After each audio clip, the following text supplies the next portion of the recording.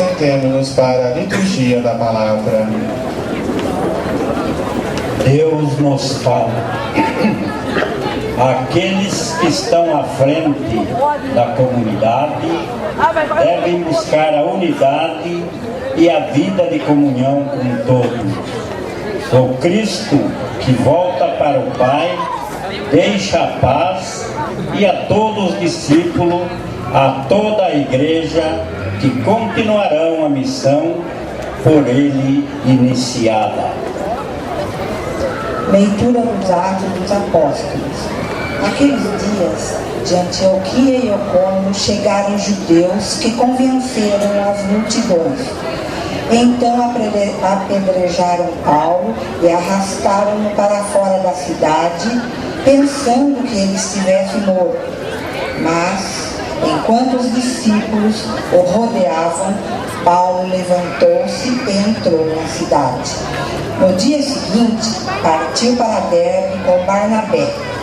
Depois de terem pregado o evangelho naquela cidade e feito muitos discípulos, voltaram para Listra, Icônio e Antioquia. Encorajando os discípulos, eles os exortaram a permanecerem firmes na fé, dizendo-lhes: é preciso que passemos por muitos sofrimentos para entrar no reino de Deus. Os apóstolos designaram presbítero para cada comunidade. Com orações e jejuns, eles o confiavam ao Senhor, em que haviam acreditado. Em seguida, atravessando a Pesídia, chegaram a Panfilha, anunciaram a palavra em Perge e depois desceram para Atália. Dali, embarcaram para Antioquia, de onde tinham saído, entregues à graça de Deus para o trabalho que haviam realizado. Chegando ali, reuniram a comunidade. Contaram-lhe tudo o que Deus fizera por meio deles e como havia aberto a porta da fé para os pagãos. E passaram então algum tempo com os discípulos. Palavra do Senhor.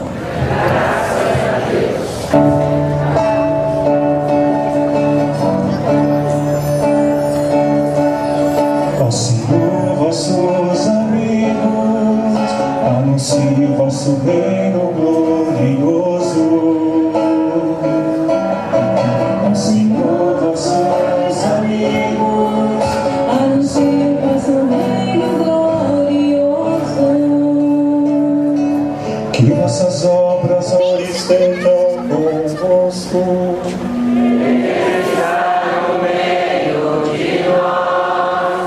Proclamação do Evangelho de Jesus Cristo segundo João.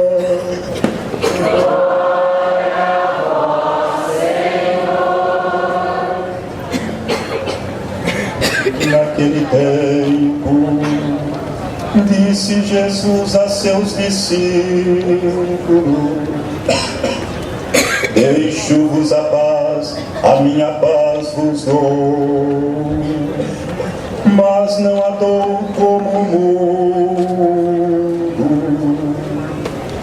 Não se perturbe, nem se intimide o vosso coração. Ouvistes que eu vos disse: vou, mas voltarei a vós. Se me amasseis, ficaríeis alegre, porque vou para o Pai, pois o Pai é maior do que eu. Disse-vos isto agora, antes que aconteça, para que quando acontecer, vós acrediteis. Já não falarei muito convosco, pois o chefe deste mundo vem, o chefe deste mundo vem. Ele não tem poder sobre mim, mas para que o mundo reconheça que eu amo o Pai Eu procedo conforme o Pai me ordenou.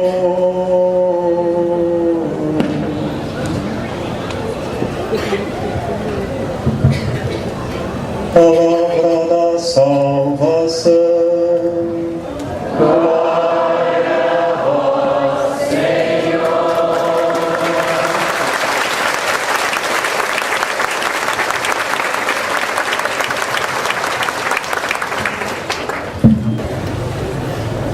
Meus queridos irmãos e irmãs, novamente manifesto a alegria de receber aqui conosco Diácono César, Diácono Geraldo, celebrando conosco esta Eucaristia, assim também como seminaristas, que a casa seja de vocês. Ultimamente eu tenho dito às pessoas, quando celebramos lá dentro, que a porta da igreja está escancarada para receber vocês, mas no caso aqui hoje nem parede a gente tem. Então, para dizer que esse lugar realmente acolheu vocês e continua acolhendo, com muito carinho e com muita alegria. Sejam bem-vindos. A vocês todos, queridos irmãos, neste último dia da novena, eu digo da alegria de podermos estar celebrando. Nossa, Padre, quanta alegria o senhor está falando, mas é que é isto mesmo, é um momento alegre, porque nós vamos vendo a devoção, nós vamos vendo a fé, nós vamos vendo o desejo que as pessoas têm de estarem próximas de Deus.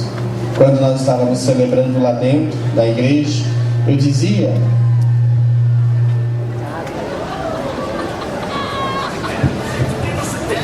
alguma coisa, que quando nós viéssemos para cá, ia sobrar tantos lugares que poderíamos esticar as perninhas em cima da cadeira, né? Mas olha que não deu. Nós estamos aqui com 500 cadeiras e tem pessoas ainda em pé. Isso para dizer, não somente em questão de número, mas em questão de devoção, questão de fé, questão de querermos participar verdadeiramente deste ato religioso que fortalece a nossa esperança e a nossa fé em Jesus Cristo. Começo falando com vocês sobre o Atos dos Apóstolos e do livro que nós lemos hoje, o trecho que lemos hoje, que mostra um momento dolorido na vida de Paulo. Alguns judeus chegam na cidade onde ele está, envenenam o povo e o que é que o povo faz? Apedrejam Paulo. Nós vamos lembrando e percebendo que Paulo, como seguidor de Jesus Cristo, passa pelos mesmos sofrimentos que Jesus Cristo. Acredito que vocês lembram do evangelho de ontem, em que dizia que Paulo curou uma pessoa paralítica, e depois que Paulo havia curado esta pessoa, tentaram fazê-lo realmente conceber que era Deus. Mas o que é que Paulo fez? Paulo disse que somente Jesus Cristo é que deve seguir. Ontem eles estavam exaltando o apóstolo Paulo, e hoje o que é que eles estão fazendo? Apedrejando o mesmo apóstolo Paulo. Você lembra de alguém que passou por isso? Jesus Cristo entrando na cidade de Jerusalém e todos gritando: Hosana ao filho de Davi. Alguns dias depois, aqueles mesmos que gritavam Hosana, viva o filho de Davi, gritavam: crucificam. E nós vamos percebendo, queridos irmãos, o grande risco que nós corremos quando não conseguimos enxergar as coisas com os nossos próprios olhos, quando não conseguimos ouvir com os nossos próprios ouvidos. Nós somos dominados, nós somos guiados, somos influenciados. E como nós não conseguimos enxergar e nem ouvir, corremos o grande risco de cometer o pecado, como fizeram com Jesus, como fizeram com Paulo. Acredito que este momento é um momento para deixarmos bem espertos. Tomemos cuidado com aquilo que nós ouvimos, tomemos cuidado com aquilo que nós vemos. Não deixemos que os outros nos conduzam, porque quem deve nos conduzir é somente Jesus. E Ele vai nos conduzir por caminhos seguros, Ele vai nos conduzir por realidades verdadeiras. Olhamos para este texto e o que nós pensamos? Aconteceu com Jesus, aconteceu com Paulo, mas pode acontecer conosco também. A Jesus Cristo gritaram, crucificam. A Paulo apedrejaram. Hoje, quantas pessoas acabam tentando destruir o irmão, inventando, caluniando, contando mentiras? E quantas pessoas sofrem as consequências, sendo inocentes, sendo acusados de crimes que não cometem? Acredito, meus irmãos e irmãs, que precisamos estar muito atentos, porque todas as vezes que nós passamos uma história que é mentirosa, nós estamos fazendo o que aquele povo fez: crucificou Jesus e apedrejou Paulo.